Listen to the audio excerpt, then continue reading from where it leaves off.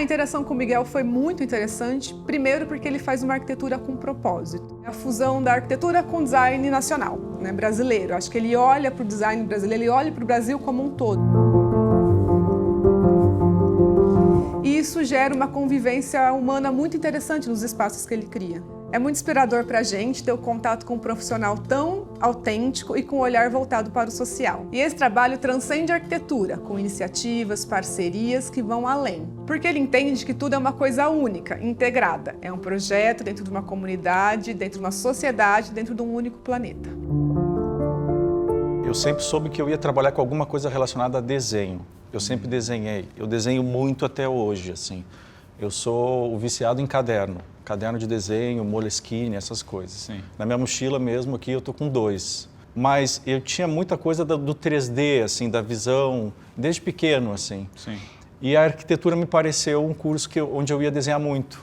Eu não consigo estudar para uma matéria, para uma entrevista, digitando. Tudo que eu assimilo tem que ser na escrita. Um negócio que eu acho legal é não esperar a ferramenta certa, o papel certo, a canetinha certa, desenha com o que tem. O que tem disponível? É isso? Então qual a melhor forma da gente fazer esse trabalho? Fazer esse desenho, representar isso com o que tem. Pode ser um pedaço de guardanapo, pode ser a folha do caderno, pode ser que depois cola e registra aqui, vai fazendo parte do moodboard, né? Isso aqui é um detalhe para uma luminária de uma faculdade de arquitetura que a gente fez aqui em Joinville, né? E é uma espécie de, como se fossem diários visuais, assim, né? Sem muita pretensão de chegar em algum lugar. Cada projeto que entra, ele pode sim começar a partir de uma ferramenta de computador, né? Então, cada projeto que entra, a gente pensa qual a forma mais rápida, que vai ficar melhor, que a gente vai chegar num resultado para fazer esse trabalho. Esse seu fascínio pela sustentabilidade que você tem hoje, ele sempre teve aí ou uma experiência como uma visita à Amazônia despertou uma paixão que você não sabia que estava incubada? Não, isso eu sempre tive.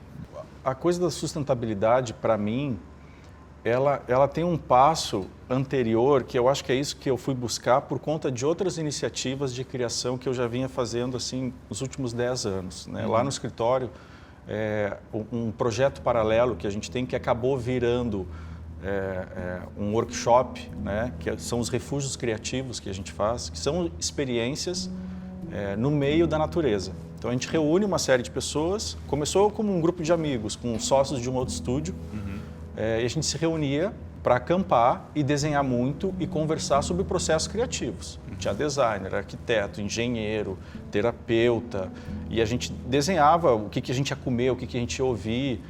Não podia celular, não podia computador, não podia nada. Então, vamos com o que tem, num estado de vulnerabilidade, onde ninguém conhece o território para ninguém ficar armado, assim, né? Então, eu brinco assim, ninguém tem um crachá lá. Não interessa se tu é o Pedro, se eu sou o Miguel, né? Esse negócio deu muito certo. A gente quis fazer uma segunda vez, porque quando acabou, no outro dia estava todo mundo se ligando. Cara, tu tá bem? Eu tô meio estranho. Foi legal ontem, né? Foi. Saí meio mexido, vamos fazer de novo.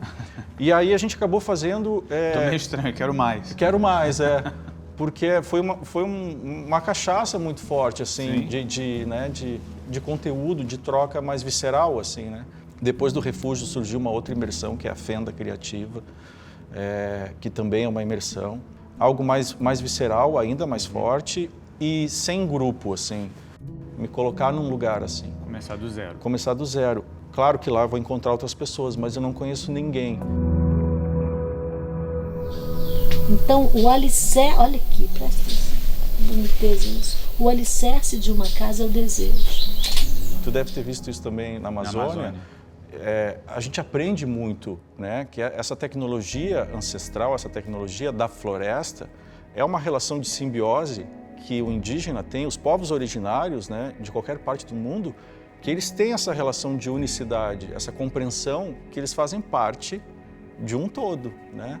É relacionar a sustentabilidade com humanidade. da gente conseguir se conectar enquanto ser humano. Porque eu acho que isso a gente perdeu. Claro que a gente tem que falar de lixo, de telhado verde, de reaproveitamento de água de chuva, mas isso é o básico, isso é obrigação, né? O que a gente ainda não entrou de cabeça nesse tema, eu acho ainda, a gente está recém engatinhando, porque a gente não se conecta entre nós, a gente não percebe que a gente faz parte do sistema, desse ecossistema. É uma relação, a gente tem hoje ainda uma relação utilitária com a natureza. Tu vai ali, eu preciso de madeira, tu vai e pega. Eu preciso de ar, tu vai e pega. Né? Tu não te sente parte. É nós, tanto é que a gente fala, nós e a natureza. A gente não consegue enxergar, nós somos isso, né? Agora, como você processa isso tudo? Você vira um homem diferente, volta para casa e continua a trabalhar. Como que isso impactou o seu trabalho, as suas ideias, os seus planos, seus sonhos? Eu acho assim, no mínimo, a gente volta com um estado de consciência ampliado da nossa relação com os nossos afetos, da nossa relação com o meio em que a gente vive, da nossa relação com a gente mesmo. Eu fico sempre imaginando esse futuro meio filme Avatar, assim, né? A gente tinha aquela ideia dos Jetsons, que era tudo muito mais hospitalar, minimalista e tal. Sim. E no Avatar tu tem, sei lá, uma árvore com entrada USB.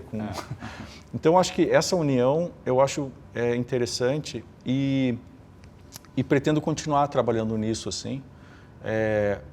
Mas o que eu trago para cá é isso, assim, é uma nova consciência em todos os campos da vida, né? De como que a gente lida com a gente mesmo, com o meio e com o outro. Pode até parecer meio clichê, mas eu acho que é tentar seguir um próprio caminho, porque todos nós somos únicos, né? Então, talvez assim, se para alguém que estivesse começando, não olhar para o lado, assim, tentar a partir de um exercício de autoconhecimento mesmo, de buscar a sua trajetória, porque o olhar para o lado, ele pode te frustrar também, porque é uma jornada que não acaba nunca, porque a gente nunca vai ser igual ao outro, a gente nunca vai conseguir, e quando a gente chegar lá, o outro já vai estar numa outra história. Todos os conteúdos estão tudo na internet, né? Um monte de referência, e Pinterest, Google, de um caminho mais curto, né? A gente tende a ir num caminho mais rápido, assim. Então, acho que é importante as referências como um guia, sem dúvida, né? Quem passou antes, mas é importante encontrar um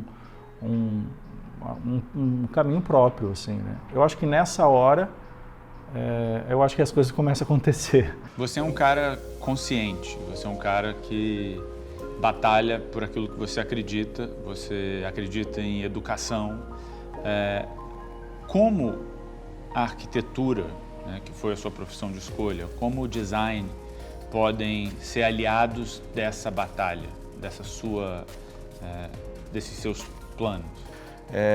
Eu acho que a gente tem, dentro da arquitetura ou do design, a ferramenta do desenho, né? E desenho é intenção. Desenho significa intenção. Então, quando a gente coloca num papel um traço, aquele traço diz muita coisa, né? A espessura diz muita coisa, um meio-fio numa calçada diz muita coisa. Sim. Eu acho que o desenho... o Jaime Lerner tinha uma frase que ele dizia que o grau de civilidade de uma cidade você mede pelas calçadas. Que ótimo. E que eu acho excelente, porque às vezes a gente vê uma metrópole gigante e tal, mas a gente percebe que a cidade é incrível, olhar para o meio-fio. É tão simples, mas a gente já vê se tem a rampa, se o meio-fio é baixinho, né? Se tem uma floreira. E isso é desenho. Isso é educação, né? Uma cidade que tem um mobiliário urbano, que conversa com todas as pessoas, que é diverso, que é plural, né? Eu acho que isso é um poder que a arquitetura Sim. ou que o design tem, que é através do desenho educar as pessoas. Assim, a arquitetura tem uma coisa de tempo que é louca, né? Que as coisas demoram para acontecer, né? Um projeto leva tempo, uma obra leva muito mais tempo. E às vezes a gente fica envolvidos num trabalho 2, 3 anos, 5 anos, né? Então as coisas demoram.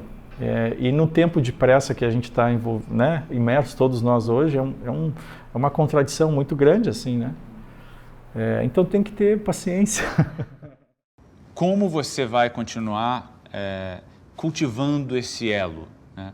Não só com a Amazônia, mas com projetos sustentáveis e fazendo o que você faz aqui? Como você une esse mundo? Não daqui a 5 anos, mas Sim. agora.